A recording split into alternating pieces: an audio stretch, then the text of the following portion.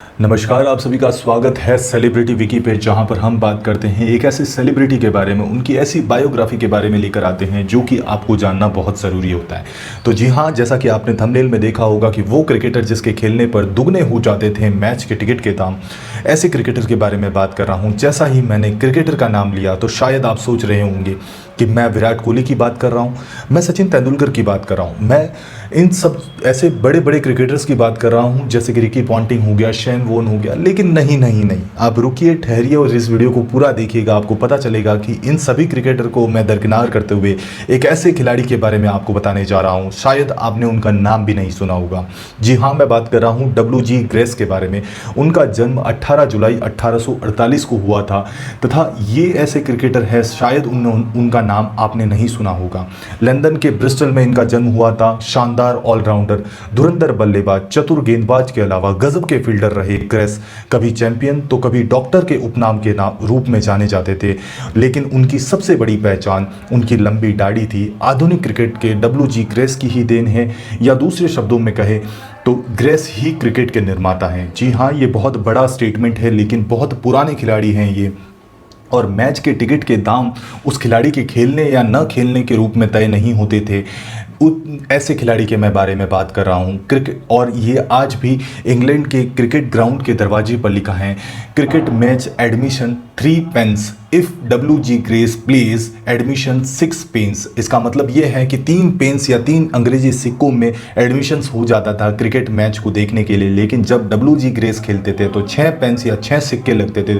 तो आप समझ सकते हैं कि फादर ऑफ क्रिकेट जो हैं वो इसी के कारण WG ग्रेस को कहा जाता था। जी हाँ, और उन्हें डॉक्टर क्यों कहा जाता था वो भी मैं कारण बताता हूँ। क्योंकि उनके पिता, जिनका नाम हेनरी मील्स था, वो उनके बारे में और बताता हूँ। जैसा कि आपको पता होगा या नहीं पता होगा, क्योंकि आप तो शायद पहली बार इस कहानी को सुन रहे हैं, लेकिन आपको मैं बता दूं कि उनके पिता डॉक्टर थे और उन्हें भी डॉक्टर बनाना चाहते थे। जी हाँ, बहुत ही बड़ी रोचक जानकारी आपके लिए है कि उन्हें भी डॉक्टर बनाना चाहते थे। इसलिए 1868 में ग्रेस ने ब्रिस्टल मेडिकल कॉलेज में दाखिला लिया। लगातार क्रिकेट खेलते रहने की वजह से उन्हें मेडिकल की परीक्षा को पास करने के लिए 11 साल लगे, और तभी उन्हें क्रिकेटर के साथ साथ में डॉक्टर भी कहलाए, और यही कारण है कि उन्हें डॉक्टर की उपाधि भी दी गई। एक रोचक जानकारी आपको देता हूँ, आउट होना उन्हें नहीं भाता था। जी हाँ, मैं बताता हूँ आपको कैसे नहीं भाता था। ग्रेस बल्लेबाजी करते वक्त गेंद को शीघ्रता से समझ लेते थे, और इतनी शीघ्रता से समझते थे कि अल्फ्रेड शॉ ने एक बार कहा था कि मैं जहाँ चाहता हूँ वहाँ गेंद डाल सकता हूँ, लेकिन ये बूढ़ा आदमी जहाँ चाहता है वहाँ इस गेंद को पहुँचाने की काबिलियत रखता है। ग्रेस बहुत ही मूडी आदमी थे, और इन्हीं के कारण उन्हें आउट होना भी पसंद नहीं था। उनसे जुड़ा किस्सा यह भी है कि वह क्रिकेट की दुनिया में संभवतः पहले खिलाड़ी होंगे जिन्होंने बोल्ड होने पर भी वापस गिल्लियां रखकर अपनी पारी को जारी रखा। दरअसल बोल्ड होने के बाद भी उन्होंने बेल्स को वापस स्टंप पर रखा और दोबारा खेलने के लिए गए। किसी ने उनके साथ में बहस करने की हिम्मत नहीं रखाई, और साथ साथ में मैं बता दूं, शरारती स्वभाव के होने के कारण भी उन्हें बहुत जाना जाता था, और उनकी ज़िंदगी से जुड़े हुए कुछ और भी अद्भुत कारनामे मैं बताता हूँ। फर्स्ट क्लास क्रिकेट में पहले 2 तिहरे शतक लगाने का कारनामा भी ग्रेस के पास में है।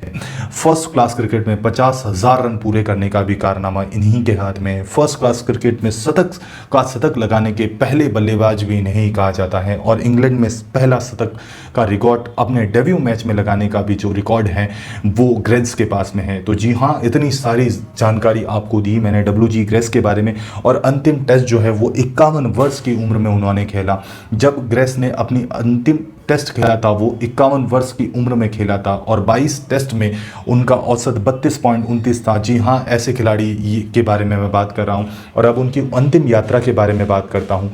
ग्रेस ने अपने 22 टेस्ट मैचों की आखिरी 13 मैच में इंग्लैंड के कप्तान रहे। पहले विश्व युद्ध के दौरान कैंट में एक हवाई हमले के दौरान दिल का दौरा पड़ने से 23 अक्टूबर 1915 को उनका निधन हो गया, और उन्हें 3 दिन बाद दफनाया गया। जी हाँ, तो शायद आपको इस वीडियो के अंदर ऐसे खिलाड़ी के बारे में जानने को मिला होगा, एक ऐसी अद्भुत जानकारी जानने को मिली होगी, शायद आपको नहीं पता होगी।